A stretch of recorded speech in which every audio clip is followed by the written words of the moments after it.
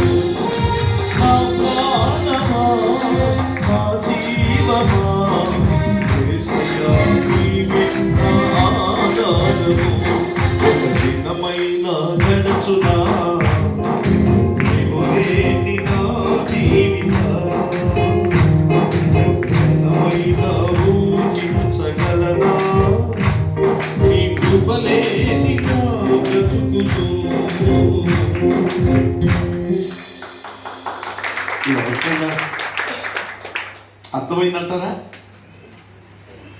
ఈ సంగీతం లేకుండా నాతో కలిసి ఒక పల్లవి పాడుకుందాం.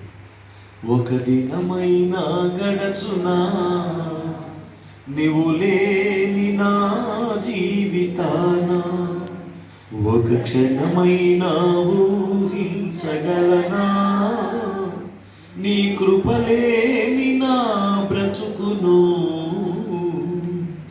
నా ప్రాణమా నా జీవమా యేసయ్యా నీవే నా ఆధారము.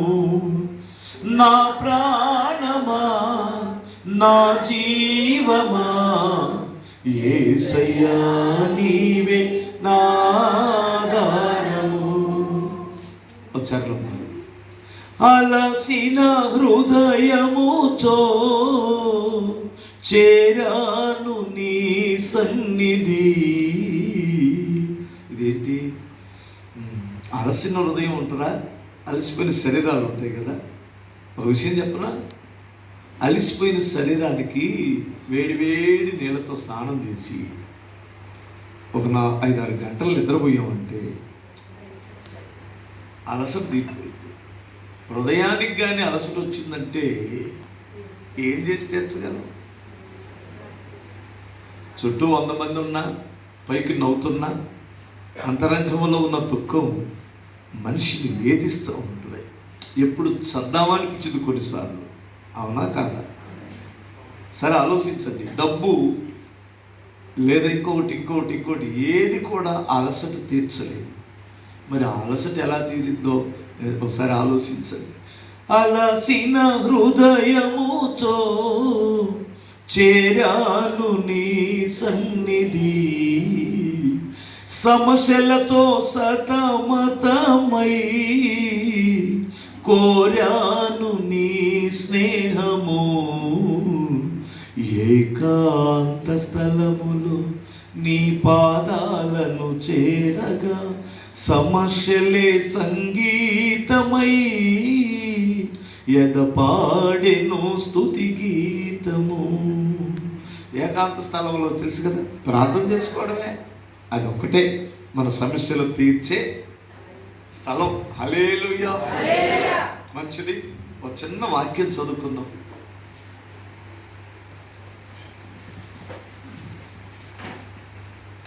తొంభై 1వ కీర్తన అండి, 14వ వాక్యం.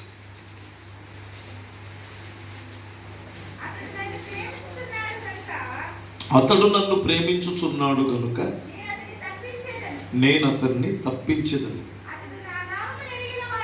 అది అతడు నా నామమును ఎరిగిన వాడు గనుక నేను అతనిని ఘనపరచెదను. చాలు. హల్లెలూయా. ఈ కీర్తన అద్భుతమైన కీర్తన. మీరందరూ అనేక పర్యాయం చదువుకుంటారు. మీ బాధ వచ్చినప్పుడల్లా ఇది చదువుకుంటే చాలు, కాస్తంత నెమ్మది దొరికింది, ప్రశాంతత దొరికింది. మీకు తెలియదని నేను చెప్పడంలా, ఎందుకంటే ఒకప్పుడు వాక్యం మనుషులకు చాలా దూరంగా ఉండేది. ఎవరైనా దైవజనులు వస్తే తప్ప మనకి చెప్పేవాళ్ళు తక్కువగా ఉండేవారు. అందుకని ఆ రోజుల్లో ఎంత దూరమైనా ఎత్తుక్కుంటూ పలానా దగ్గర మీటింగ్ జరుగుతుంది అనుకుంటే పరిగెత్తుకుంటూ వెళ్ళేవాళ్ళు. ఇప్పుడు మన పక్కనే మీటింగ్ జరుగుతున్నా లైవ్ చూడవచ్చులే అనుకుంటున్నారు. ఇది పెద్ద బాధ. లైవ్లో చూడవచ్చులే అనుకుంటున్నారు. మీకు వాక్యం తెలియదని కాదు, కానీ ఇంకొకసారి మనం దాన్ని జ్ఞాపకం చేసుకుందాం. మీకు నేను పెద్ద పెద్ద మర్మాలు ఏం చెప్పను, తేలికైన 3 మాటలు చెప్తాను. అతడు నా నామమును ఎరిగిన వాడు గనక నేను అతనిని కనపరుస్తాను. ఈ లోకంలో చాలా చాలా నామాలు ఉన్నాయి. ఏమండి, ఎన్ని నామాలు ఉన్నాయో. ఇంకొక ఆయన అంటాడు 1,000,000 నామాలు కలిగినటువంటి వాడా అంటాడు. ఆయన పేరేంటి? 1,000,000 నామాలు అంట. రక్షించే నామం ఉందో లేదో తెలియదు, కానీ మొత్తం మీద 1,000,000 ఉన్నాయి అక్కడ. ఎవరో చెప్పించేస్తారుగా, అన్నం పెట్టిన కొడుకులు ఎంతమంది ఉంటేనేమి, పెట్టేవాడు ఒకడుంటే సరిపోతాడు కదా. అవును కదండి. ఎంతమంది 7 కొడుకులు ఉన్నా వాడు చూస్తాడు, వీడు చూస్తాడు, ఆడు పోటీలు పడేటువంటి వాళ్ళు ఉంటే ఎంతమంది ఉంటే కానీ అతను ఎక్కువ. ఎంతమందిని అన్నాను కానీ ఒక్కడు కూడా పెట్టట్లేదు, వాళ్ళందరికీ నేనే పెట్టాను, నాకు పెట్టేసరికి దిక్కు లేదు అన్నట్టు ఉంటుంది. ఎవరో ఒక తండ్రి అడిగాడట తన కొడుకుని, ఒక్కగానొక్క కొడుకుని, నాన్న రే నేను ఎంత కష్టపడి నేను చదివించాను, ప్రయోజకుడిని చేశాను, మంచి జాబ్ వచ్చిందిరా, నీకు నాకున్నదంతా నీకే ఇచ్చేస్తాను, ఏంటో నిన్ను ఒకటి అడగాలని ఉందిరా అన్నాడట. ఏంటి నాన్న అని అడిగాడు. నేను చచ్చిపోయిన రోజు నువ్వు ఏడుస్తావా అని అడిగాడట. ఆ కొడుకు ఏడవనన్నాడు. నేను ఏడవనన్నాడు. అదేంట్రా, ఉన్నదంతా నీకోసమే ఇచ్చాను, నిన్ను ఇంత గొప్పవాడిని చేయాలని ప్రయాసపడ్డాను, చచ్చిపోయిన రోజు ఏడవరంట్రా అని దీనంగా అడిగాడట ఆ తండ్రి.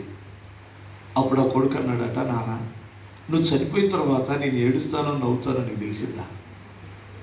అది తెలియదు కదా. నువ్వు చూడని దాన్ని నీకు తెలుసుకోవాలని ఎందుక తప్పునా? నువ్వు చనిపోయిన రోజు ఏడుస్తానో ఏడవనో నాకు తెలియదు, కానీ నువ్వు బ్రతుకున్నప్పుడు మాత్రం నిన్ను ఏడవనివ్వనన్నాడట, నీ కంట తడ పెట్టనివ్వనన్నాడట. ఆడు కదా కొడుకంటే. స్తోత్రం చెప్పగలరా?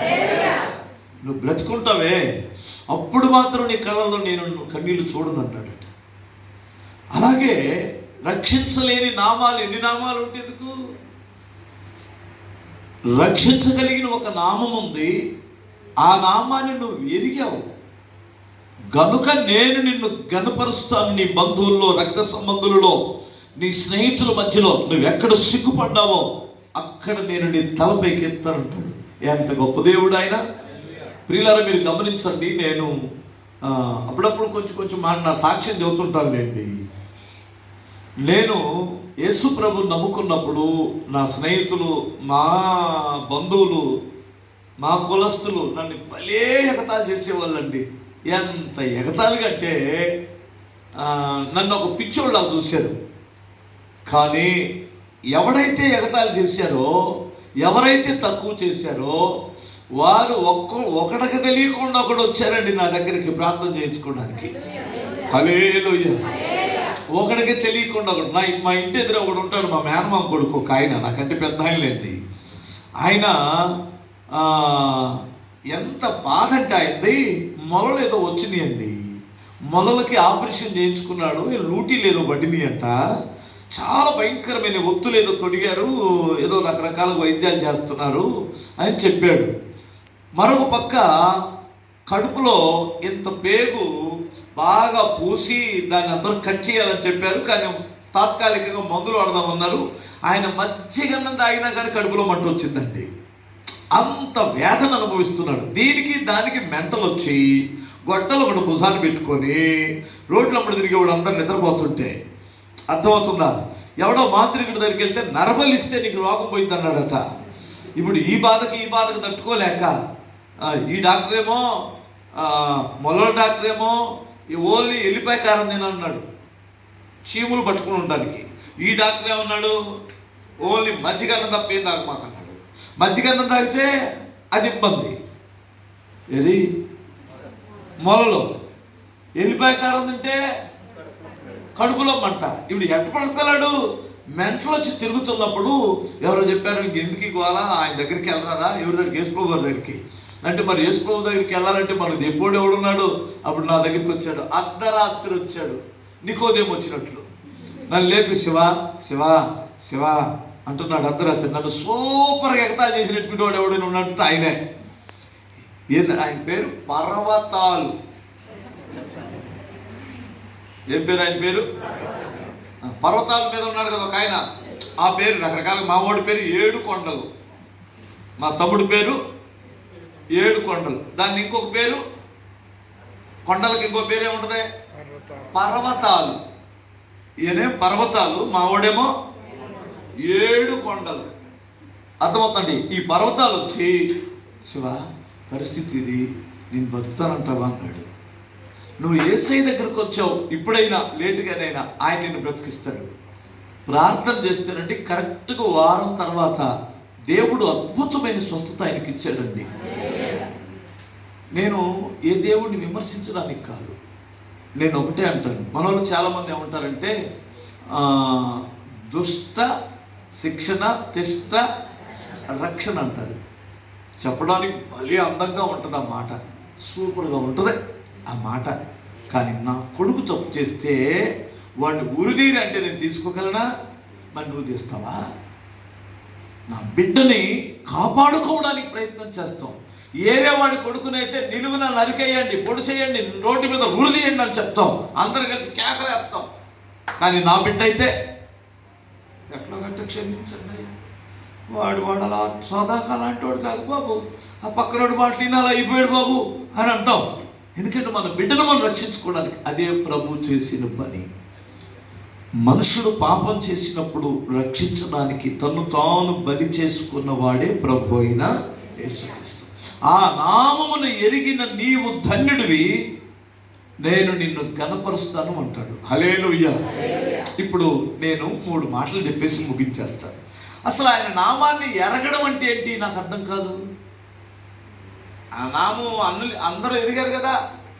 మనకు అప్పుడప్పుడు క్రిస్మస్కి రాజకీయ నాయకులు కూడా వచ్చి, మరి మీ అందరికీ నా నమస్కారాలు, మరి యేసుక్రీస్తు ప్రభువారు నేను కూడా తెలుసు, నాకు అని చిన్నప్పుడు నేను ఫలానా స్కూల్లో చదివాను, లేదంటే నేను ఆ రోజుల్లో కొవ్వొత్తులు కూడా ఇచ్చి వచ్చేవాడిని అని చెబుతుంటే ఆయన కూడా ఎరగనట్టే కదా. ఎరగనట్టుకుంటే వాడేవాడు. అలా కాదు ఎరగడం అంటే. ఎరగడము అనే దానికి ఉద్దేశాలు 3 ఉన్నాయి. అది నేను 3 మాటలు చెప్పేసి ముగించేస్తాను. ఓకేనా? మీరు కూడా ఎదిగారు కదా, ప్రభువుని బాగా తెలుసుకున్నారు కదా. అందుకనే మనం ఒక్కసారి ఆలోచిద్దాం. నాకు తెలిసిన 3 మాటలు ఏమిటంటే, ఎరగడము అంటే ఇక్కడే ఆన్సర్ ఏమిటంటే, మహోన్నతుని చాటున నివసించువాడే సర్వశక్తుని నీడన విశ్రమించువాడు అని అర్థం. మహోన్నతుని చాటున అంటే ఇప్పుడు ఆయన వెనక ఉన్నటువంటి వాడికి ఎవరు కనిపిస్తారు? లోకం కనిపించిందా? ఆయన కనిపిస్తాడా? ఇప్పుడు ఆయన వెనక ఉన్నటువంటి వాడికి ఏం దొరుకుతుంది అంటాడు? ఆయన నీడ దొరికింది అన్నాడు. స్తోత్రం చెప్పు ఒకసారి. అంటే దాని అర్థం ఏమిటంటే, ఆయన సరిహద్దులలో బ్రతికిన వాడు, ఆయన నామమును ఎరిగిన వాడు. కొన్ని సరిహద్దులు ఉన్నాయండి మనకి, లోకానికి మనకి కొన్ని హద్దులు ఉన్నాయి. ఆ హద్దు మీరి ప్రవర్తించకూడదు. ఆయన హద్దులో బ్రతకాలి, ఆయన హద్దులలో నివసించాలి. మేము ఒక ఆయన ఎల్లో కాదు, ఏ షర్ట్ అని చెప్పాడు? Pink shirt. ఈ పింక్ ఇదా?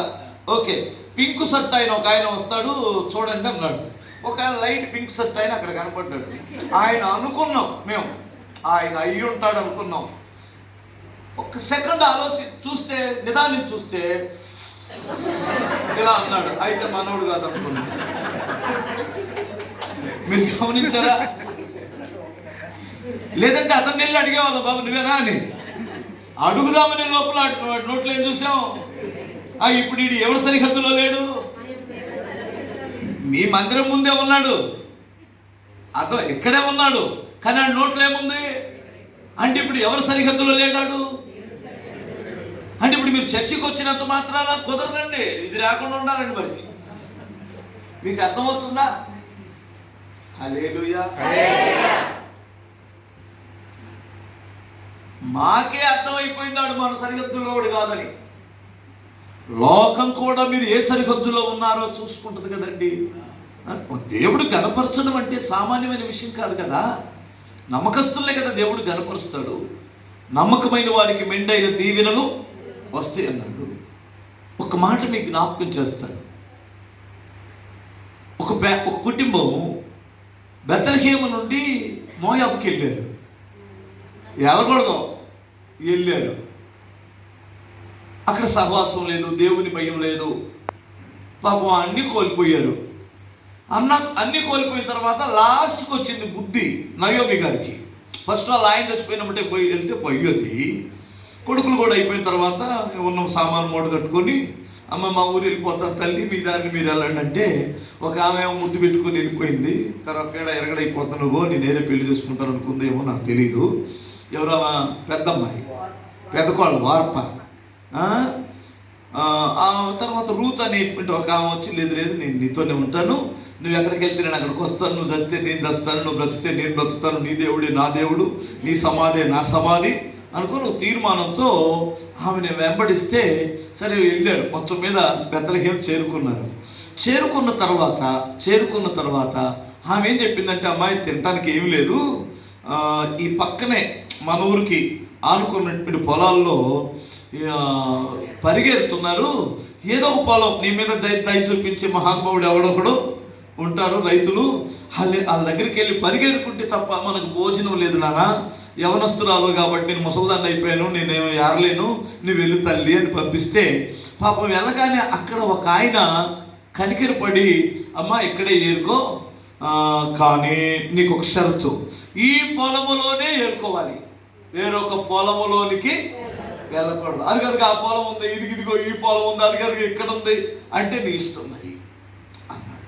ఇప్పుడు ఏం చూపించాడు ఆయన? ఆమెకి సరిహద్దులు చూపించాడు. స్తోత్రం చెప్పాలి. చెప్పిన మాట విని ఏరుకుంది, చెప్పినట్లు సేవకులని వెంబడించింది. ఏ పొలములో పరిగెరుకుందో ఆ పొలానికి యజమానురాలుగా దేవుడు ఆశీర్వదించాడు. మీరు అర్థమవుతుందండి. మీరు కొన్నిసార్లు మన సరిహద్దులు మనం ఎప్పుడైతే దాటుతామో ఆ సరిహద్దులు దాటిన తర్వాత దేవుడు మనల్ని గణపరచలేడు. నువ్వు దేవుణ్ణి గణపరచాలంటే ఆయన నామాన్ని, దేవుడు నిన్ను గణపరచాలంటే ఆయన నామాన్ని ఎరగాలి. ఆయన నామం ఎరగడం అంటే మనం ఆయన సరిహద్దులలో నివసించాలి. కొన్ని నియమాలు ఉన్నాయి, కానీ నియమాలు పాటించడం చాలా కష్టమే. కానీ పథ్యం లేకుండా ఏ రోగం పోదంటగా. ఏమి చిన్న జబ్బే, గజ్జి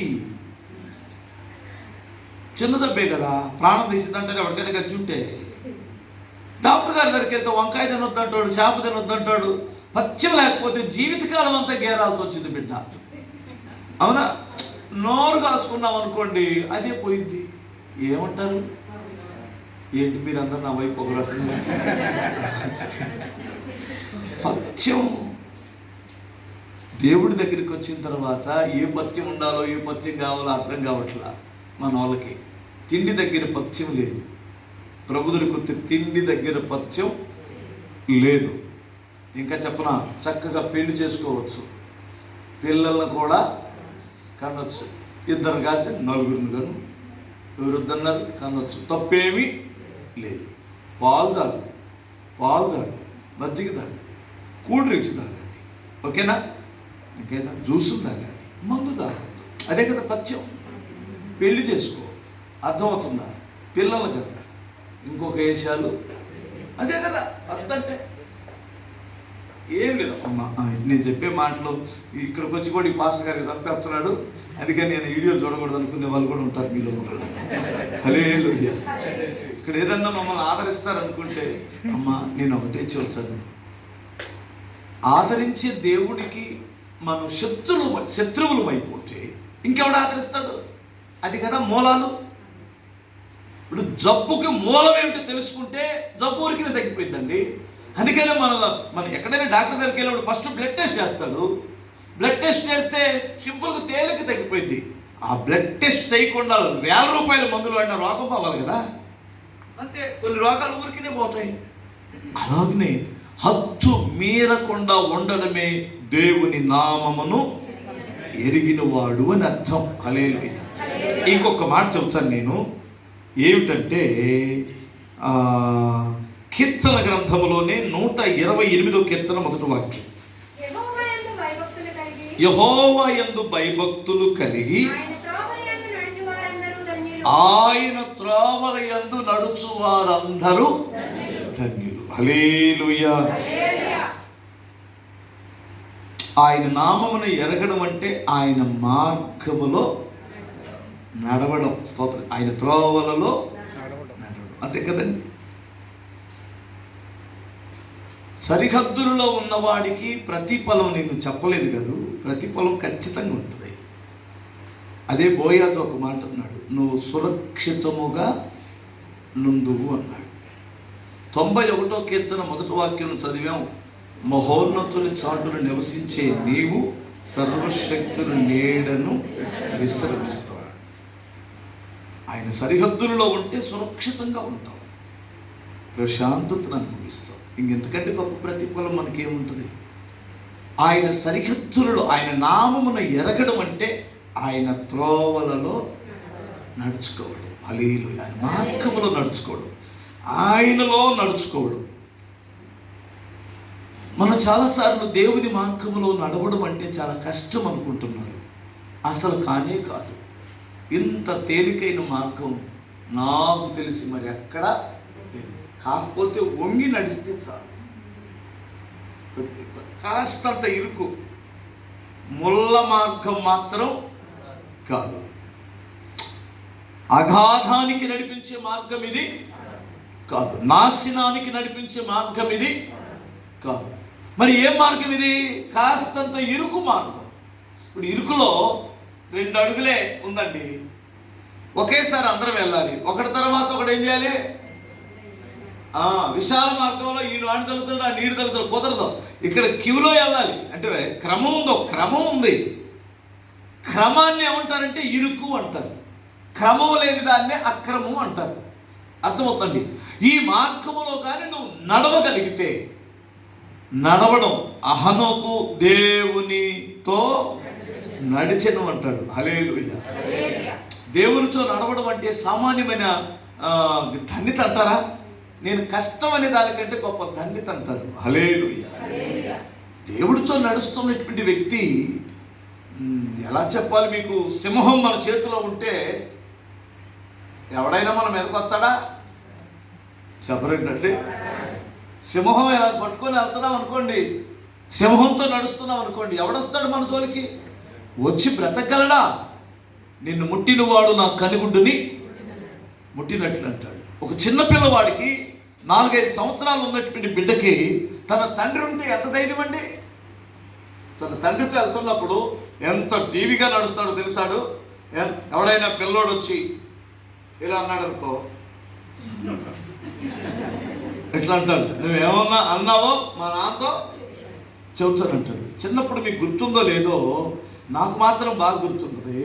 ఏంటంటే నాకు చిన్నప్పుడు ఎంటుకలు ఇంత పొడుగుండేవి. ఎందుకంటే మా నాన్న మొక్కు తీపించలే, ఇంకా మొక్కుబడి అని ఇంత ఇచ్చాడు. మా అమ్మ ఒక్కోసారి కృష్ణుడి జడని ఒకటే స్కూల్ పెట్టేది. అది ఎంటుకలు తీయడం డబ్బులు లేక వాళ్ళకి ఆ ఊరు వెళ్ళడానికి, ఎంటుకలు తీపించడానికి. అమ్మ జుట్టు తీయించండి అంట. నువ్వు కృష్ణుడు లాగుంటావు నాన్న, నల్లోడినందరూ అలా మాయ చేసేవాళ్ళు మన అమ్మోళ్ళు. నేను నల్లగా పుట్టానని నాకు ఫీలింగ్ ఉండేది.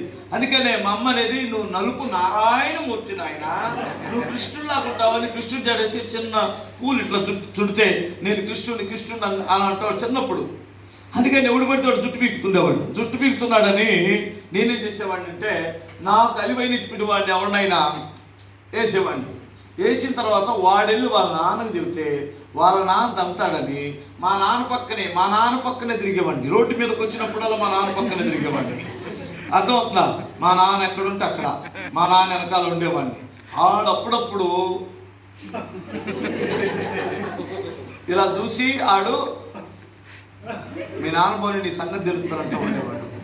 వాడు నేనేమనుకునేవాడు, మా నాన్న దగ్గర నుంచి నీ పోవాలి కదా నువ్వు నా సంగతి తెలుసడానికి, మా నాన్నతోనే ఉంటాను అనుకునేవాడిని. మీకు అర్థమైందా ఏమైనా? శత్రువు పగబడతాడు మనల్ని పాడు చేయడానికి, కానీ మనం ఎవరితో నడవాలి? దేవునితో నడవాలి. మీలో చాలా మందికి కొన్ని కళలు వస్తాయి, బెదిరిస్తాడు. నీ కుటుంబం పాడైపోయినట్టు, మీ ఇంట్లో ఎవడైనా చచ్చిపోయినట్లు, అర్థమవుతుంది, మీ ఇల్లు కూలిపోయినట్టు, నువ్వు పాడైపోయినట్లు కళలు వస్తాయి. అప్పుడు దేవుడా నా తండ్రి, నా ప్రభువా, నా కుటుంబం నాశనం అయిపోయినట్టే నా ప్రభువా. దాని అర్థం ఏమిటంటే సాతానుగాడు వాడి ప్లానులు అలా ఉన్నాయని అర్థం. కుటుంబం నాశనం అయిద్దని కాదు. నువ్వు అప్పుడు ఏం చేయాలి? మరి ఎక్కువగా నీ దేవుడితో నడవాలి, మరి ఎక్కువగా ప్రార్థనలో గడపాలి, మరి ఎక్కువగా దేవుని సన్నిధిలో గడపాలి. అప్పుడు వాని ప్రణాళికలన్నీ నాశనమైపోతాయి. హల్లెలూయా. ఇంకొక మాట కూడా చెబుతాను. సాతానుడు కూడా మిమ్మల్ని బెదిరిస్తాడు కళల ద్వారా అని మీకు తెలుసా? తెలీదా? మేము హైందవ కుటుంబం నుంచి రక్షణ పొందామండి. మా అమ్మగారికి ఎలా వచ్చామంటే, మా అమ్మకి జబ్బు చేస్తే డాక్టర్లు చచ్చిపోతారని చెప్తే మా ఇంటి ముందు పడుకోబెట్టుకొని ఏడుస్తున్నారు. మా అమ్మ, మా నాన్న, మా అమ్మమ్మ వాళ్ళు, మా బంధువులు ఏడుస్తుంటే ఒక తల్లి వచ్చి ప్రార్థన చేస్తే డాక్టర్లు చచ్చిపోతారు అన్నారు కానీ దేవుడు బ్రతికించాడు. అలా ప్రభువులోకి వచ్చాం. మా అమ్మ నాన్న బాప్తిసం పొందారు. మా అమ్మ బాప్తిసం పొందిన సంవత్సరానికి మా అమ్మకు ఒక స్వరం వినపడింది. అమ్మా, మా అమ్మ పేరు పుల్లమ్మ, అయితే అన్నం అని పెట్టాడు పాస్టర్ గారు. ఆమెకి ఏం స్వరం వినపడిందంటే, అమ్మా అన్నమ్మా, 4 రోజులే నీకు గడువు, నా సన్నిధికి నేను పిలుచుకుంటున్నానమ్మా అని వినపడిందంట. మా అమ్మ తెల్లారగట్లు లేచి, నాన్న రాండ్రా, మీరు 3 కొడుకులు మా అమ్మకి, చిన్నవాళ్ళు. మా అమ్మ నన్ను పిలిచింది ఫస్ట్, నేను పెద్దోండి కదా. తర్వాత మా తమ్ముళ్ళు 2 దగ్గరికి వచ్చి పెట్టుకొని, నాన్న నేను చచ్చిపోతాను, మరి తమ్ముళ్ళు జాగ్రత్తగా వండి పెట్టుకోనా, నా మాట నేను పేగు దగ్గరికి వెళ్ళిపోతున్నాను అంటుంది. నాకు భయం వేసి, అదేనమ్మా మన ఏసై బతికించాడు కదే, మళ్ళీ ఇప్పుడు తీసుకెళ్తే మళ్ళీ చంపేస్తాడా దేవుడు అని అంటుంటే, ఆయన పిలిపొస్తే వెళ్ళిపోవాలంటయ్యా, ఆయన పిలిచాడు మరి వెళ్ళిపోవాలి కదా అంటుంది. అదే నా మట్టిని పిలుస్తాడు ప్రభు. నిజంగా మా ఇంట్లో యాదనండి, ఎప్పుడు చచ్చిపోతావమ్మా అంటే 4 రోజులు చెప్పాడయ్యా. ఇక చూడండి మా బాధ, ఎన్ని కష్టాలంటే ఆ 4 రోజులు నరకం చూసామండి. నేను చూశానండి నరకం. ఎందుకంటే మా ఇంటి ముందు 4 కానీ కనపడ్డారనుకోండి, నేను ఆటలాడుకోవడానికి వెళ్తాను కదా, బాబు చచ్చిపోయింది, చాలా మంది వచ్చారు ఇంటికి అనుకునేవాడిని. మీకు అర్థం కాదు, వేదన పరిగెత్తుకుంటే చచ్చిపోలేదు బాగా అనుకునేవాడిని. నిజంగా అంత వేదనండి బాబు. 20 రోజులు అయిపోయింది, 25 రోజులు అయిపోయింది, ఇంక రేపు చచ్చిపోయింది. నెల రేపటే కదా, రేపు కూడా చచ్చిపోలేదు. మొన్నే జులైలో చచ్చిపోయింది మా అమ్మ.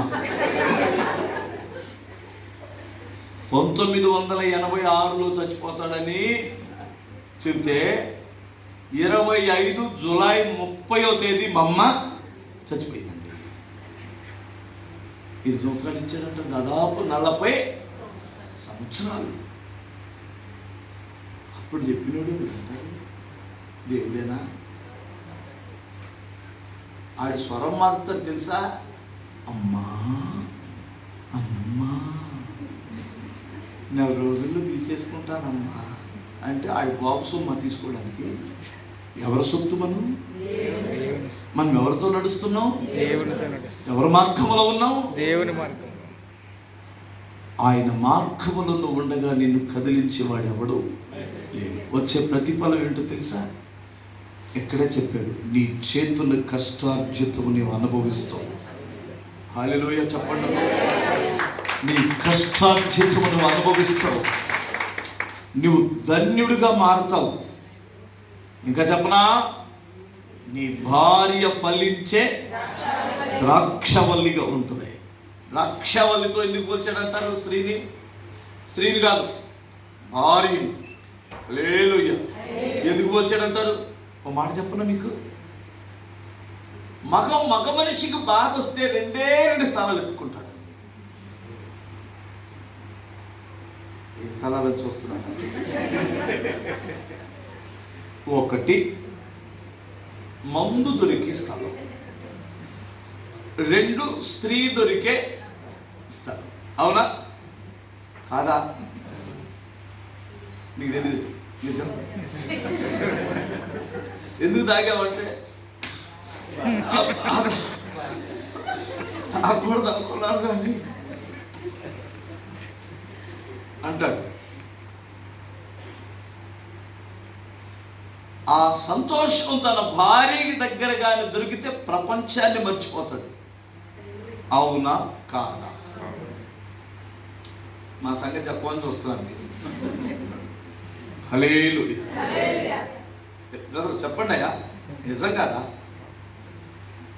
ఎవరు గుర్తురారు? స్త్రీ ఆ భార్య గాని ప్రేమ పంచగలిగితే, ఆ భార్య ఎలా ప్రేమ పంచాలి పాస్టర్ గారు అని చాలా ప్రశ్నార్థకంగా చూస్తున్నారు. అందంగా ఉండాల్సిన అవసరం లేదు, విధేయత కలిగి ఉంటే చాలు. మగ మనిషి ఆకర్షించబడతాడు, నీ భర్త ఆకర్షించబడతాడు. అందవద్దు, విధేయత కలిగి ఉంటే చాలు, ప్రేమ చూపిస్తే చాలు.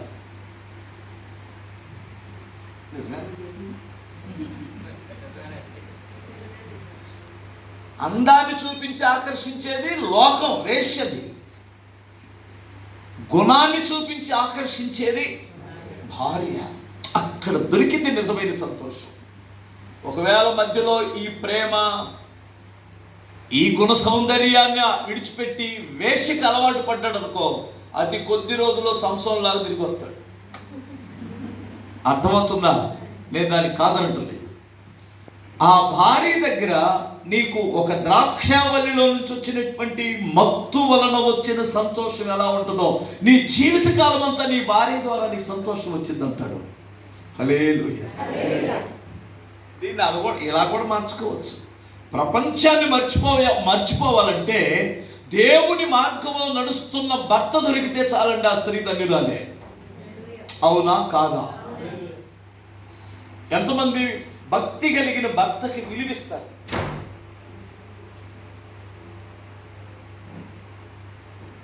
చిన్నప్పుడు మా అమ్మోళ్ళు వాళ్ళు చెప్పుకునే వాళ్ళు, పొద్దున్నే లేవగానే వాళ్ళ ఆయన కాళ్ళకి దండం పెట్టుకునే వాళ్ళట. మా ఊర్లో ఎవరైనా చచ్చిపోతే కూడా వాళ్ళు ఏడ్చేవాళ్ళు. ఓ దేవుడో, నా దేవుడా, నన్ను విడిచిపెట్టావా దేవుడా అంటే నేను అనుకున్నాను, దేవుడు ఎక్కడ ఉన్నాడు ఎక్కడ అనుకున్నాను. తీరా నాకు కొద్ది వయసు వచ్చిన తర్వాత కానీ అర్థం కాదు, ఆ దేవుడు ఈ దేవుడేనంట. ఏ దేవుడు అంటే వాళ్ళు ఎంతగా ప్రేమించేవారంటే తన భర్తకు దేవుని స్థానాన్ని ఇచ్చేవారు. మరి వాక్యం అలా ఇవ్వలేదంటారా? ప్రభువునకు వలె నీ భర్తకు లోబడి ఉండండి. ప్రభువునకు వలె, ప్రభు తర్వాత అని కూడా అనలేదు, ఈక్వల్. అవునా కాదా? ఈక్వలే కదండి అది. ప్రభువుని ఎలా గౌరవిస్తారో నీ భర్తను కూడా అలాగే గౌరవించండి. ఏ భర్తకి? తాగుబోతు భర్తకు కాదు. తప్పదు మరి. ఎవడో ఒకడు తాగుబోతుడు ఉన్నప్పుడు ఎవరో ఒకరు వాడాలి కదా ఇంట్లో. అర్థమవుతుంది. తాగి పాడు చేస్తాడని భార్య కదా వాడిద్ది. తాగి విచ్చలవిడి చేస్తాడని చాలామంది అండి గల్ఫ్ కంట్రీకి వచ్చేటువంటి వాళ్ళు కొంతమంది నాకు ఫోన్లు చేస్తుంటారు. వాళ్ళ బాధలు ఎన్ని బాధలు ఉంటాయండి బాబోయ్. ఏడుపు వచ్చిందండి, కొన్నిసార్లు ఏడుపు వచ్చేసిందండి. వాళ్ళు ఇక్కడికి వచ్చేసి సంపాదించి అక్కడ డబ్బులు పంపిస్తే ఆడు పనికిమాలు వేసేసి అక్కడ తాగి తమ్మనాలాడి పనికిమాలు వేసేస్తుంటే ఈ డబ్బులన్నీ పంపించే తీరా వచ్చి చూసుకుంటే రూపాయి ఉండదండి ఇంట్లో. అమ్మ బాబోయ్, వాళ్ళు ఏడుస్తుంటే నాకు కొన్నిసార్లు ఏడ్చిన సందర్భాలు ఉన్నాయి. ప్రియులారా మీరు గమనించండి, భక్తి కలిగిన భర్తకి దండం పెట్టండి. నీ పిల్లలు ఒలీవ మొక్కల వలె ఉంటారన్నాడు. ఇంకా అంతకంటే గొప్ప భాగ్యం, ఆశీర్వాదం ఏముంది? ఎప్పుడు ఇవన్నీ దొరుకుతాయి అంటే నీవు దేవుని మార్గములో నడిచినప్పుడు నేను నీ కుటుంబం ద్వారా నిన్ను కనపరుస్తాను, నీ పిల్లల ద్వారా నిన్ను కనపరుస్తాను. ఇంకంతకంటే బాగా అబ్బా ఏ కొడుకులు కన్నాడండి, మంచి కొడుకులు కన్నాడంటే ఎంత ఘనతండి అది. హల్లెలూయా.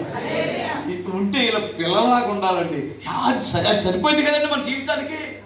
మీరందరూ దేనికి కష్టపడుతున్నారు? దేశం కానీ దేశం వచ్చి పిల్లల కోసమే కదా. ఆ పిల్లలు నీతి కలిగిన మార్గం నడవాలంటే, నీతి కలిగిన మార్గంలో నడవాలంటే ఫస్ట్ ఎవరు నడవాలి? నీవు యెహోవా యందు భయభక్తులు కలిగి ఆయన త్రోవలో నడవాలి. నా తండ్రి భయపడిన దేవుడు అన్నాడు. నా తండ్రి భయపడిన దేవుడు అన్నాడు యాకోబు. ఇసాకులు ఏం చూశాడంటే దేవునికి భయపడే తండ్రి అట. ఇసాకు ఎవరు భయపడతాడు? ఎవరికి భయపడతాడు? నా తల్లి ఎవరికి భయపడింది? దేవునికి భయపడింది. అమ్మ మీకు అందరికి దండం పెట్టి చెబుతున్నాను, మీరు ఎంత కష్టపడుతున్నారో. కుటుంబాలు కొంతమంది ఫ్యామిలీలతో ఉన్నారు, వాళ్ళకి నిండు ఉన్నారు. ఫ్యామిలీ లేకుండా ఒంటరిగా కష్టపడే పురుషులు ఉండొచ్చు, ఒంటరిగా కష్టపడే స్త్రీలు ఉంటారు. మీరు దేవుని మార్గంలో నడిచినప్పుడు మీ పిల్లల ద్వారా దేవుడు మిమ్మల్ని కనపరుస్తాడు, ఖచ్చితంగా కనపరుస్తాడు. అప్పుడు ఆయన త్రోవలో మీరు నడిస్తేనే. హల్లెలూయా. ఇప్పుడు నేను 2 విషయాలు చెప్పాను. ఆయన నామం ఎరగడం అంటే, ఆయన నామం ఎరిగినటువంటి వాడు ఆయన సరిహద్దులలో ఉంటే ఏమొస్తుంది ప్రతిఫలం? సురక్షితముగా ఉంటావు. ఇక నీకేం భద్రత, అక్కడ ఏ హాని నీకు కలగదు. ఆయన త్రోవ అంటే ఆయన నామం ఎరగడం అంటే ఆయనతో, ఆయన మార్గములు, ఆయన త్రోవలు ఆయనతో నడిస్తే ప్రతిఫలం ఏమిటి? నీ చేతులు కష్టార్జితాన్ని నువ్వు అనుభవిస్తావు. నీ భార్య పిల్లల ద్వారా నువ్వు కనపరచబడతావు, ఆశీర్వాదకరంగా ఉంటావు. అది చాలా. సీయోనులో నుండి యెహోవా నిన్ను ఆశీర్వదిస్తాడు. హల్లెలూయా. ఇంకొక మాట చూడండి, ఏమిటంటే మత్తయి సువార్త అండి 17వ అధ్యాయం 5 నుండి.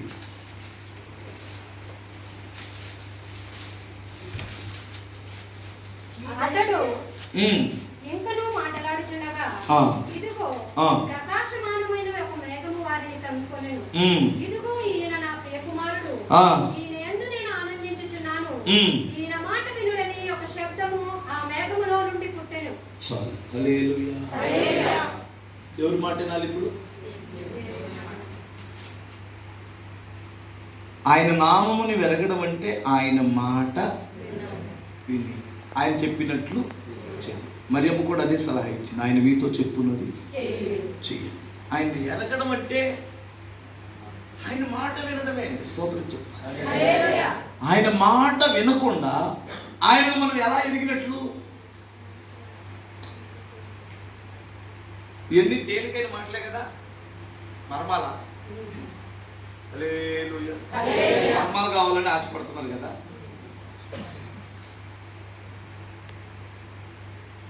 రోజు మీ ఇంట్లో ఏమంట చేస్తారు? ఆ సాంబారు, ఆ పచ్చడి, ఆ చికెన్, ఆ మటన్, మా అంటే ఆ ఫిష్,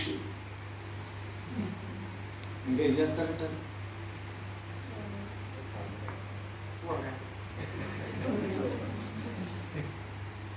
పిల్లలు అమ్మ ఏం కూర చేసామా అంటే ఎప్పుడు అదేనా అంటారు. మరి ఏం చేస్తారు?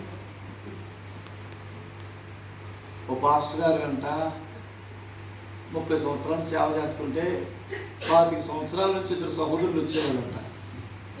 వాళ్ళలో ఒకరు రాదా ఒక వారం, ఏంది రావట్లేదు బాబు అని అడిగారా అని చెప్పాడట. ఈడెళ్ళి అడిగాడు అతన్ని, ఏం సహోదరుడా ఏం పోయిన వారం రాలేదంటే, నేను వచ్చే వారం నుంచి ఈ వారం నుంచి రాదలుచుకోక రాలేదన్నాడట.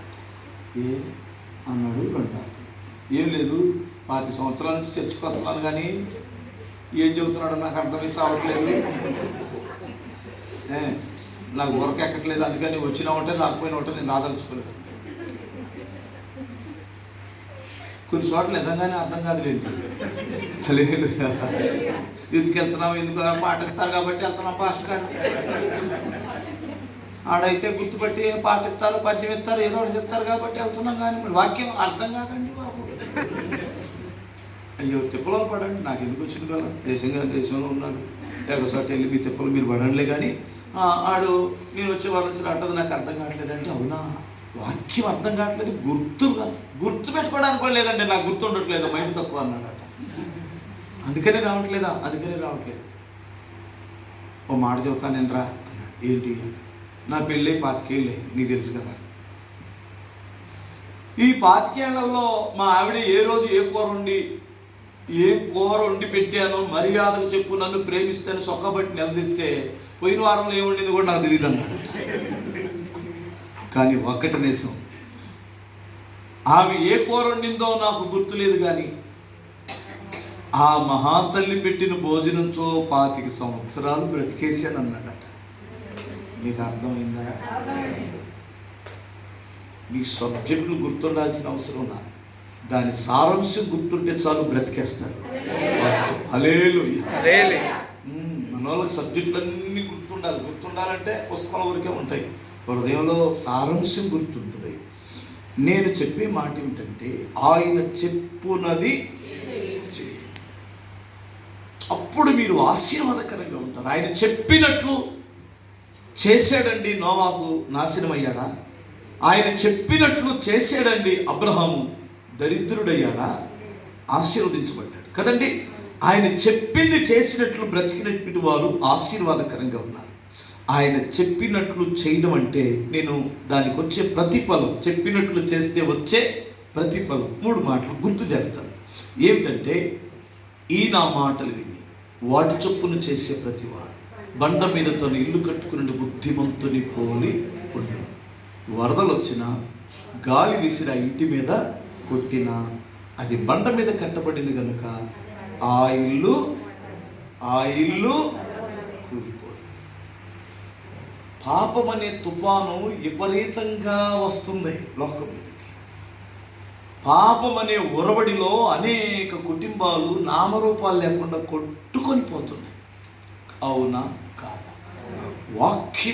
వాక్యము మీద కట్టబడిన ఏ కుటుంబం, ఏ పిల్లలు, ఏ భర్త, ఏ భార్య ఆ ఉరవడిలో కొట్టుకొని వెళ్లకుండా ఉండాలంటే మీరు దేని మీద కట్టబడాలి? బండ మీద. ఆ బండ క్రీస్తు వాక్యమనే బండ. స్తోత్రం చెప్పాలి. ఎలా నేను లోకంలో పడిపోగలను? ఎందుకంటే నాకు దేవుని వాక్యం తెలిసిన తర్వాత, నా ప్రభు ప్రేమను తెలిసిన తర్వాత, ఆయన త్యాగం తెలిసిన తర్వాత నేను ఎలాగింత ఘోరమైన దుష్కార్యమో. ఎవరన్నారు ఈ మాట? చూసారా? వయసు ఉందా లేదా? యవన కాలంలో ఉన్నవానికి ఆ అవసరత ఉందా లేదా? మరి ఎందుకు చేయలేకపోయాడు అంటే, ఎలా నా దేవుని నేను ఎలా ఏడిపించగలను? వాక్యం నా గుండెల్లో మండుతుంది కదా, అగ్ని వలె. నేను ఎలా చేయగలను? అందుకనే ప్రపంచం తల్లకిందులైనా అలాంటి వారి కుటుంబాలు కూలిపోవు. స్తోత్రం చెప్పాలి ఒకసారి. హల్లెలూయా.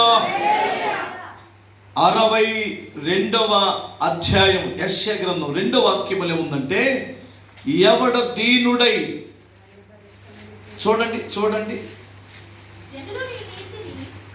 62వ అధ్యాయం 2వ వాక్యం.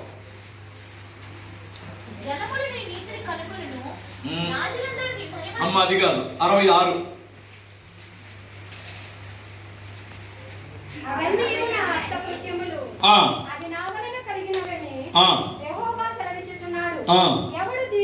అది ఎవడు దీనుడై. అబ్బా, నేను టైం 12 గంటలకు ఇస్తాను కదా, అయిపోయింది, ముగించేస్తున్నా. ఎవడు దీనుడై నలిగిన హృదయము గలవాడై. అబ్బా, ఒకసారి చప్పట్లు కొట్టాలనిపించట్లేదా? ఎవడ దీనుడై నలిగిన హృదయంతో నా మాట విని వణుకుచుండునో వాడిని నేను చూస్తానన్నాడు. స్తోత్రం. అతను చూస్తున్నాడని దాని అర్థం ఏంటి? తన స్థితిగతులని చూస్తున్నాడు, తన బాధను చూస్తాడు, తన వేదన చూస్తాడు, తన అప్పులు చూస్తాడు, తన సమస్యలు చూస్తాడు, తన స్థితిని మారుస్తాడు దేవుడు.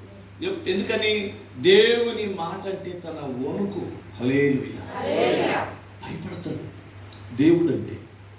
ఆ మాటకు విలువిస్తాడు. భయపడడం అంటే ఆ మాటకు విలువిస్తాడు. అతని మీద నేను దృష్టి నిలుపుతాను. దేవుడా, నన్ను చూస్తున్నావా అని ఎప్పుడైనా ప్రార్థన చేసి ఉండొచ్చు కదా. తండ్రి, నా బాధలు నీకు కనపడట్లేదు, నా కష్టాలు నీకు ఎందుకు కనపడవు? నువ్వు దేవుని వాక్యం వింటే ఆయనకు కనపడతాయి. హల్లెలూయా. నీ ఇల్లు కూలిపోకుండా నిలబడాలంటే ఏమి వినాలి చెప్పండి? వాక్య ప్రకారం ఆయన మాట విని దాని ప్రకారం జీవించాలి. నీ స్థితిగతులు చూసి నీ పరిస్థితులన్నీ చక్కదిద్దాలంటే ఏం చేయాలి చెప్పండి? ఆయన మాట వినాలి. హల్లెలూయా. ఒక్క మాట చెప్తాను, ఏమిటంటే మనందరం రేపు పొద్దున ఎవరు ఎదుటి నిలబడాలి? ఆయన న్యాయపీఠం ఎదుటి నిలబడాలి. ప్రభు పిలిచినప్పుడు మధ్యాకాశంలో ప్రభు ఎదుట నిలవాలని ఉందా? ఆ నిరీక్షణ ఉందా లేదా? ఇక్కడది కావాలా, అక్కడది కావాలా? ముఖ్యమైనది ఏది కదా? ఇక్కడ కావాలి. మొదట నా నీతిని, నా రాజ్యముని మీరు వెతకండి, మీకు ఏది అవసరమో ఇస్తాను. ఇక్కడ పెద్ద పెద్ద బిల్డింగ్స్ చూశాను నేను. వాళ్ళందరూ యేసు ప్రభువుని నమ్ముకున్నారా? నమ్ముకోలేదు కదా. మరి వాడికి ఏమున్నాయి? బిల్డింగ్. వాళ్ళలో 10 పైసలు ఉంటుందా మనకి? లేదు కదండి. వాళ్ళకి ఎలాంటి కార్లు ఉన్నాయి, ఎలాంటి బిల్డింగ్లు ఉన్నాయి. ఇంకో మాట చెప్పనా? మా భారతదేశంలో బట్టలు లేనివాడికి మంచి మంచి కార్లు వేసి తిరుగుతున్నాడు. చర్చి కట్టుకోవడానికి మనకి అంత స్థలం లేదు, కానీ వాడికి 100 ఎకరాలు ఉందండి బాబు. వాడికి బట్టలు కూడా లేవు. మళ్ళీ కర్ర ఒకటి పట్టుకొని ఎలా అనుకుంటాడు? ఎరగనట్టే ఉంటాడు. వాడికి 100 కోట్లు ఉన్నాయి. అంటే ఆయన ఎవడ ఆశీర్వదించినట్లుంటాయి? ఒకసారి ఆలోచించాలి. కొన్ని వాగ్దానాలు మానవ జాతికి అంతటికీ ఇస్తాడు, అందరికీ వర్తిస్తాయి. పెళ్ళైనటువంటి వాడు అన్యుడైనా, క్రైస్తవుడైనా, దుర్మార్గుడైనా, దుష్టుడైనా వారి గర్భాన్ని దేవుడే ఆశీర్వదిస్తాడు. అవును కదా? కష్టపడినటువంటి వాడిని కష్టపడి భూమి దున్నినటువంటి వాడు ఎవడు దున్నినా ప్రతిఫలం వర్షం ఇస్తాడు కదా. పక్షపాతం ఉందంటారా? చదువుకొని తెలివైనటువంటి వాడికి ఎవరికైనా ఉద్యోగాలు వస్తాయి. ఈ లోకంలో జీవనోపాధి కావాలి కదా, ఎలాగైనా బ్రతికేస్తాం. కానీ క్రీస్తు లేకుండా నిత్య జీవం లేదు, శాంతి లేదు, నిత్య జీవం లేదు. పౌలు ఏమన్నాడంటే,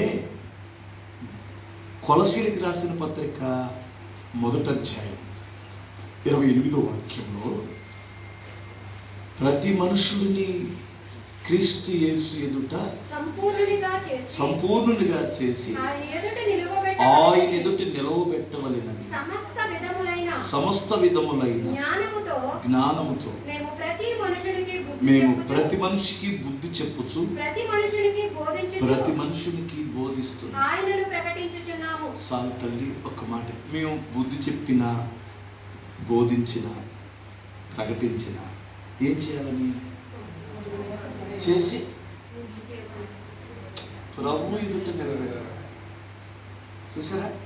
ఇప్పుడు మీరు వింటున్న బోధ మీకు కొంచెం బాధ కలిగించవచ్చు.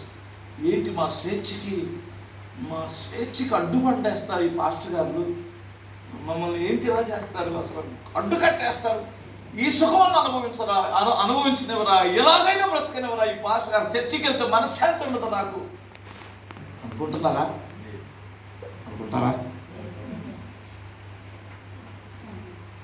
ఎటు మీరు లోకాన్ని విడిచిపెట్టేశారమ్మా. లోకం వద్దనుకొని ప్రభు సరిహద్దుల్లో వచ్చారు. ఈ లోకంలో క్రైస్తవుడు అనేటువంటి వాడికి నిజముగా ఈ లోకంలో సుఖం అతికొద్దు. అంత భోజనం, కుటుంబం, అర్థమవుతుందా? ఆ మనశ్శాంతి తప్ప లోకం వైపు అస్సలు చూడొద్దు. మీరు నిరుత్సాహపడిపోతారు. లోకం భయంకరమైన స్పీడ్ అయిపోయింది, బాగా స్పీడ్ అయిపోయింది. దానివైపు చూసి మీరు దాన్ని అందుకోలేరు. అందుకోగలరా? దైవజనుడు పాట రాశారు, సుఖములు ఎంత పరిగెడకు అది తాకును గగనం, సుఖములు ఎంత పరిగెడకు అది తాకును గగనం, గగనము ఎవ్వరికి అందదుగా సుఖములు తృప్తిని ఎవ్వరుగా. అర్థమైందా? బెత్తమనసు గారు రాశారు, గగనము ఎవ్వరికి అందదు, సుఖములు తృప్తిని. తృప్తి కలిగి బ్రతకాలంటే ఆ సంతృప్తి వాక్యములో యేసయ్యలో ఉంది. అవును కదండి? అందులో నువ్వు తృప్తిని ఎదుర్కొంటే నువ్వు సంపూర్ణుడిగా మారుతావు, ప్రభు ఎదుట నిలబడతావు. ఆ రోజు నీ లోకమంతా సిగ్గుపడే రోజు ఒకటి ఉంటుంది. ఈరోజు నేను చూసి పిచ్చోడు, వేరులోడు, వేరేది అంటున్నారు కదా, ఆ రోజు సిగ్గుపడే రోజు, రొమ్ములు బాదుకునే రోజు ఒకటి ఉంది. అదే ధనవంతుడు, నేను ఎందుకు నరకంలోకి వచ్చాను, ఆడెందుకు అలా వెళ్ళాడు అంటే, అబ్రహాం గారు ఒకే ఒక సమాధానం చెప్పాడు, నువ్వు వ్యభిచారం చేసావు, దొంగతనం చేసావు అని చెప్పలేదండి. నీ మనసుకి ఇష్టం వచ్చినట్లు నువ్వు సుఖాన్ని అనుభవించావు. అతడు దేవునికి ఇష్టమైనట్లు కష్టాలే అనుభవించావు. దేవుడికి ఇష్టం మన కష్టాలు అనుభవించడానికి కాదని అర్థం. మనమే సరిహద్దులను నియమించుకున్నాం. లేదంటే ఎంజాయ్ చేస్తాం. హల్లెలూయా. మేము రకరకాల దేశాలు వెళ్ళాం. స్విట్జర్లాండ్ అని, పోలాండ్ అని, గుడ్లాండ్ అని, అదంతా తిరిగాం. ఏం చేసామండి బాబాడా? మీకు అర్థమైందా? ఉసూరుమంట అక్కడ ఇండియా హోటల్ కనపడిద్దా అని చూసామండి. ఇండియా హోటల్ కనపడి కానీ మాకు అదే సుఖం. అంతకంటే మేము అనుభవించిన సుఖాలేవి లేవు. అదే లోకస్తులు వెళ్తే ఏం చేసేవారు అంటారు? స్విట్జర్లాండ్ వెళ్ళి ఏం చేస్తారు నీకు తెలీదా? ఏం జరగనట్టు మీ దుబాయ్ వచ్చి ఏం చేస్తారు మన వాళ్ళందరూ, మన దేశస్తులు? ఏ అంతస్తులో కూర్చొని తాగుదామా, ఎక్కడికి దేని తెచ్చుకొని కులుకుదామని వచ్చేవాళ్ళు లేరు. మరి మనం ఏం చేస్తున్నాం? మీ జీవితంలో సుఖాన్ని ఎక్కడ ఎతకండి, క్రీస్తులో సుఖం ఎతకండి. యుగ యుగాలు ప్రభు ఎదుట నిలవబడవలసినటువంటి వారమై ఉన్నాం. అదే దేవుని మాట వినడం అంటే. ఇప్పుడు నేను మూడు మాటలు చెప్పాను. దేవుణ్ణి ఎరగడం అంటే ఆయన సరిహద్దులలో బ్రతకడం, దేవుణ్ణి ఎరగడం అంటే ఆయన మాటకు శిరస్సు వంచి నడవడం, ఆయన మాట విని బ్రతకడం. స్తోత్రం. అంతే కదండి. మీకు సంతృప్తిని ఇచ్చిందంటారా? ఈ మాటలు ఇచ్చినాయి అంటారా? కానీ ఒక్కటి మాత్రం నిజం, లోకము భూమి దాని సంపూర్ణతయు యెహోవాదైతే తన పిల్లలకి ఏమి ఇవ్వకుండా వ్యర్థులుగా చేస్తాడా? చేస్తాడా? 3 నిమిషాలు టైం ఇస్తావా?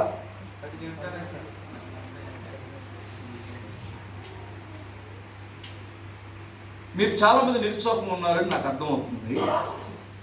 ఓ మాట చెప్తాను నేను. 4 అన్నదమ్ములు, 4 ఒక తల్లికి పుట్టిన పిల్లలు, 2 అక్క చెల్లెళ్ళు, 2 అన్నదమ్ములు. 4 కలిసి 4-5 సెంట్లు 20 సెంట్లు కొనుక్కొని 4 ఇళ్ళు కట్టుకున్నారు. వాళ్ళకి ఒక్కొక్కరికి 2-3 పిల్లలు ఉన్నారు. 4 రోళ్ళు వేసుకొని ఎంతమంది? 8 మంది పిల్లలు. వాళ్ళ ఇంటి ముందు అందరూ ఆడుకుంటున్నారు. 8 మంది ఆడుకుంటున్నారు. నా బోటి ఎవడో చుట్టం చూసుకెళ్ళాడు. తెలిసి అయ్యి బాబా ఎంతమంది పిల్లలు ఉన్నారు ఎవరండి అని అడిగాను. వాళ్ళందరూ మా పిల్లలేనండి అన్నారు. అంతేనా? వీళ్ళిద్దరేమో నా కొడుకులండి, వాళ్ళిద్దరేమో దాని కూతురులండి అని చెబుతారా? వాళ్ళందరూ మా పిల్లలే. ఇదే కదా. ఎవరిని అడిగినదే మా పిల్లలేనండి అని చెబుతున్నారు. ఆ రోజుల్లో వాళ్ళలో ఎవరో ఒకళ్ళు ఊరు వెళ్ళేవాళ్ళు. ఊరు వెళ్తే ఫోన్లు లేవు. అమ్మ వచ్చినప్పుడు రావడం, నాన్న వచ్చినప్పుడు రావడం, అంత విశ్వాసం కలిగి బ్రతికారు. ఫోన్లు వచ్చిన తర్వాత అవిశ్వాసం తగలడింది. ఉన్నాడో పోయాడో వస్తాడో రాడో, ఒక్కడే ఉన్నాడో పక్కన ఎవరైనా ఉన్నారో వీడియో కాల్ చేసి చూద్దాం. ఈ వారం ఇప్పుడే వచ్చింది అనుమానం. అప్పుడు అసలు అనుమానమే లేదు. అవునా కాదా? ఫోన్లు వచ్చి మనం అనుమానం కూడా చేసిందండి బాబు. మీరు ఎప్పుడు అట్లా అడగండి. హల్లెలూయా, స్తోత్రం చెప్పగలరా? ఆయన పక్కన ఎవరు? ఏంటిదో స్వరం పడుతుంది. ఏది? ఒకసారి ఏడి కాదు చూద్దాం. నీకు వాళ్ళంతా ఎక్కడ పడతారండి? వాళ్ళు అట్లా బ్రతికే వాళ్ళండి. ఆ రోజుల్లో వాళ్ళు హ్యాపీగా ఉన్నారు. ఒక ఊరు వెళ్ళిందండి. వస్తా 2 క్యాన్లు తీసుకొని అక్కడ ఎర్ర బస్సు దిగి వస్తుంది. ఈ 8 మంది పిల్లలు, 9 మంది 10 మంది పిల్లలు ఉన్నారు కదా. మా అమ్మ వస్తుంది అన్నాడు 2 ఆ పిల్లలు. ఇంకోటి వాళ్ళ మేనత్తో చిన్నమ్మో పెద్దమ్మో ఉంటారు కదా, వాళ్ళు అవుతారు కదా. వచ్చామకి మా పెద్దమ్మ వస్తుంది, మా అత్త వస్తుందని కేకలేస్తున్నారు. వీళ్ళ పిల్లలందరి గురించి ఒక మాట మాట్లాడుకున్నారు. ఫస్ట్ అమ్మ పప్పలు తెచ్చి ఎవరికి ఇస్తుంది? ఇది చర్చ. ఇక్కడ పప్పలు తెస్తుంది కదా, క్యాన్లు వస్తున్నాయి కదా. ఫస్ట్ నీకు ఇచ్చిందా, నాకు ఇచ్చిందా, నీకు ఇచ్చిందా, నాకు ఇచ్చిందంటే ఆ పిల్లలిద్దరూ ముందుకొచ్చి ఫస్ట్ మా అమ్మ మాకు ఇచ్చిందన్నా. నీకేదో అమ్మ నాకు ఇచ్చిందే అన్నాడు ఇంకొకడు. కొట్టానంటే నా అత్త నాకు ఇచ్చింది అన్నాడు ఇంకొకడు. మొత్తం మీద రాని వచ్చింది, క్యాన్ దించేసి క్యాన్ మొక్క తీసినట్టు అమ్మ ఫస్ట్ మాకేదే అన్నారు. ఎవరో ఆమెకు పుట్టిన పిల్లలు. తర్వాత ఇస్తాలే, పక్కన చెబుతాను అని. రే బంటు, రే చింటూ, రండ్రా నానా, అరే పండు అని పిలిస్తే వాళ్ళు వచ్చి వీఆర్పీ నిలబడితే పై క్యాన్ దిగానే వాళ్ళకి చక్రాల పైన ఉన్నాయి. టక్క తలా 2 ఇచ్చేసి ఇచ్చిన తర్వాత ఆడు తినోడు తినాలి కదా. ఆడు తినోడు తినకుండా వీళ్ళిద్దరు వైపు చూసి మీకు అర్థం కాదా? ఇందాకేదో బాగా ఎవరికి ఫస్ట్ ఎవరికి ఇస్తానని చెప్పాను? అత్త ఫస్ట్ నాకే ఇచ్చుతనుకున్నా. ఈకి ఇవ్వబోతుంది ఒక బాధ. ఇచ్చినోడు కర్రం నాటు, వాడు నీకు ఇవ్వలేదని చెప్పిన బాధ ఇంకొక బాధ. వీళ్ళిద్దరు వెళ్ళి చెరువుకు మచ్చ పట్టుకొని అని కొడుతున్నారు. ఏమో చూసుకోకుండా గబగబా లోపలికి వెళ్ళిపోయి నానా రే పెద్దోడా చిన్నోడా ఎక్కడున్నారు నానంటే అమ్మో అన్నారు. ఏమే వెళ్ళి లోపలికి తీసుకొచ్చుకొని ఆ చక్రాలన్నీ తీసి పక్కన పెట్టి లోపలున్న అరిసెలు, సున్నుండలు, కజ్జికాయలు తీసి ప్లేట్లో పెట్టి బయటికి వెళ్ళకుండా తినద్దాం.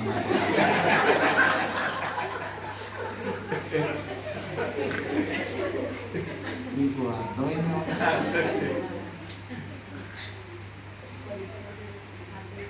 కొడుకు అందరూ పిల్లలే, తన పిల్లలు వేరు, లోకమంతా తన పిల్లలే. ముందుగా ఇచ్చి చక్రాలు చూసి కర్రంలాడుతున్నటువంటి వాడిని చూసి ఆడవమాక. అస్సలైన ఇచ్చే దేవుడు నీ తండ్రి. శ్రేష్టమైన వాటి కొరకే నీ ప్రార్థనకి లేట్ అవుతుంది. దానికి ఫీల్ అవ్వమాక. నువ్వు ఎరిగిన దేవుడు సర్వశక్తి గల దేవుడు. ఆ నామం బలమైన నామం. ఆ నామాన్ని తెలుసుకున్నాం. అందుకని చక్రాలు కర్రలాడించో చూసి ఎందుకు ఏడుస్తావు? కొంచెం లేట్ అవనే పర్వాలేదు. శ్రేష్టమైన ఈవులు దేవుడు నీకు ఇస్తాడు.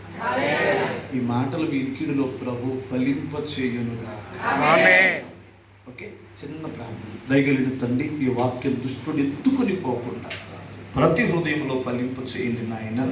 నీ పిల్లల తండ్రి, దేశం కాని దేశంలో ఎంతోమంది ప్రభు బంధువుల్ని, రక్త సంబంధుల్ని, చివరికి బిడ్డలకు కూడా దూరమై ఇక్కడ బ్రతుకుతున్న బిడ్డలు ఉన్నారు నాయన. ఈ పాపిష్టి మనుషుల మధ్యలో